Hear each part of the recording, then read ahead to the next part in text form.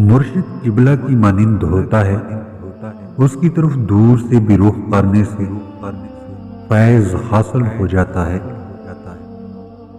محشر کے دن ہر چھپی چیز ظاہر ہو جائے گی، ہر خطا کار خود رسوا ہو جائے گا۔ خدا تمہیں پہچان لیتا ہے، چاہے تم کوئی بھی پردہ اوڑھ لو۔ جو تم نہیں کہتے وہ اسے بھی سنتا ہے۔ اے دل کے مریض، علاج کی طرف مائل ہو، مکمل تدبیر مزاج کا بدلنا ہے۔ بہار کے موسم میں اگنے والی ہر چیز خزاں تک مرجھا جاتی ہے، لیکن محبت کے پھولوں کا باغ ہمیشہ سرسبز رہتا ہے۔ ان لوگوں کو نظر انداز کرو جو تمہیں خوف زدہ اور اداس کرتے ہیں، جو بیماری اور موت کی طرف لے کر جاتے ہیں۔ اگر تمہیں زندگی کی حقیقت معلوم ہو جائے تو بے شک تم کوئی اور ساتھی نہ چنو گے سوائے اللہ اور اس کی محبت کے۔ طلب سچی ہو تو خدا کی مدد پہنچ جایا کرتی ہے۔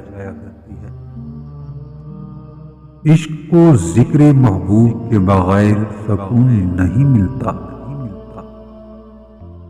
لوگوں کو جانچنے کا کام تم نے سنبھال لیا، حالانکہ اعمال تولنے والا ترازو تو کہیں اور ہے۔ اچھے ساتھی کو چھوڑنے کا نتیجہ یہ ہوتا ہے کہ کوئی برا ساتھی ملتا ہے۔ یاد رکھو، جب تک اپنی نجات کا یقین نہ ہو، کسی گناہگار کا مذاق نہ اڑاؤ۔ اللہ کو حضور صلی اللہ علیہ وسلم سے جو محبت ہے، وہی ایجاد دو عالم کا سبب بنی ہے۔ بعض تکالیفوں اور پریشانیوں میں انسان کے لیے خیر چھپی ہوتی ہے۔ یاد رکھ، جب تک تیرا عشق دنیا سے ہے، تیرا مقام نہ بدلے گا۔ نیک لوگوں کی صحبت اختیار کرو، صحبت میں بڑا اثر ہوتا ہے۔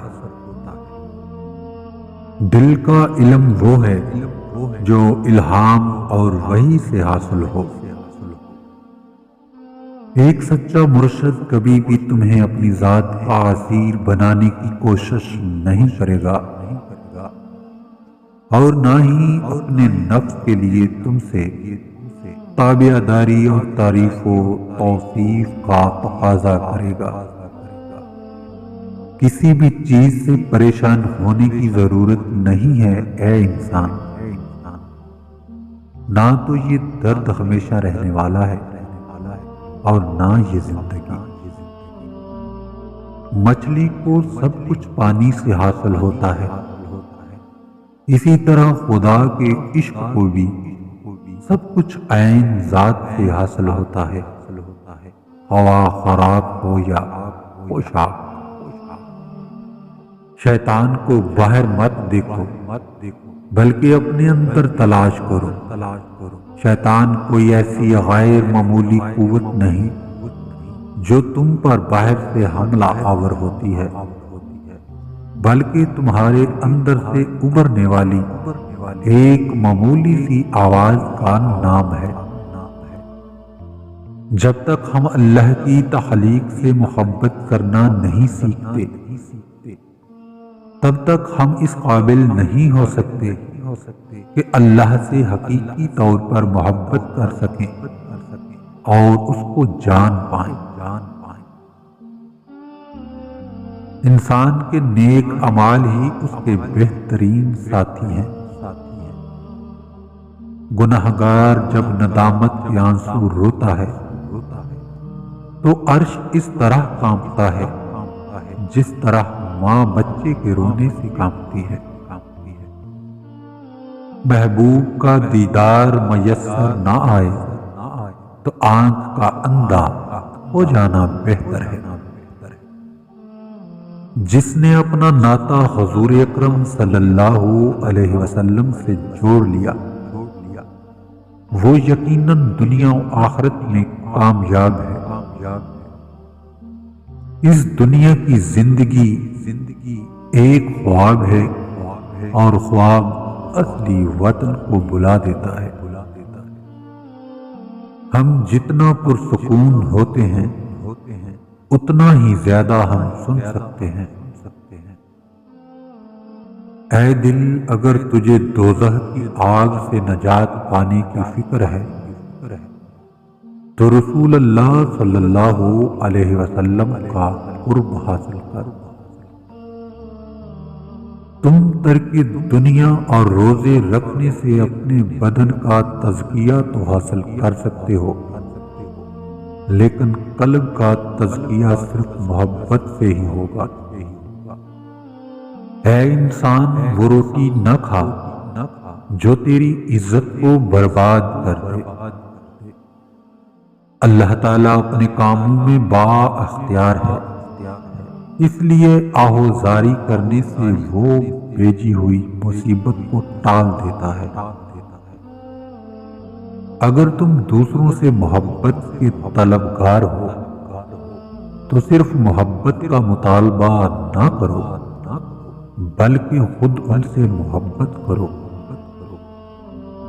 جس لمحے تم محبت کی تلاش کا سفر شروع کرتے ہو تمہارا ظاہر اور باطن تبدیلی کے عمل سے گزرنا شروع ہو جاتا ہے۔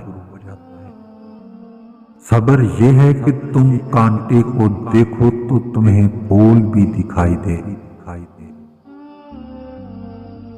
جب اللہ کسی کے ساتھ بلائی کا ارادہ فرماتا ہے تو اس کے دل کی آنکھیں کھول دیتا ہے۔ عالم غیب میں ایسے سورج ہیں کہ دنیا کا سورج ان کے مقابلے میں ستارہ لگتا ہے۔ یاد رکھو، صرف دوسرے انسان کے دل میں ہی تم اپنا درست عکس دیکھ سکتے ہو۔ دنیا کے زیادہ تر مسائل الفاظ اور زبان کی کوتاہی اور غلط معنی اخذ کرنے سے جنم لیتے ہیں۔ انسان اسی کو جان سکتا ہے جس سے محبت کرنے پر قادر ہو۔ جواب نہ دینا بھی ایک جواب ہے۔ احمق کے سوال کا جواب خاموشی ہے۔ آہوزاری جو قیمت اللہ کے دربار میں لگتی ہے وہ کہیں اور نہیں لگتی۔ جن لوگوں کے دل سخت ہو جاتے ہیں ان کو اپنے گناہ اچھے لگتے ہیں۔ عقل موت سے ڈرتی ہے لیکن عشق اس کے معاملے میں لاپرواہ ہے۔ کھوٹوں اور منافقوں کے دل میں اہل اللہ کی محبت نہیں ہوتی۔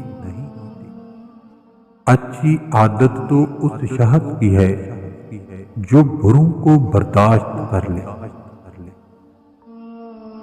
عشق کے لیے یار کی جدائی سے بدتر اور کوئی سزا نہیں ہے۔ اللہ تعالیٰ کی رحمتوں کے خزانے بعض اوقات ان لوگوں کے پاس ہوتے ہیں جو ظاہر معمولی انسان نظر آتے ہیں۔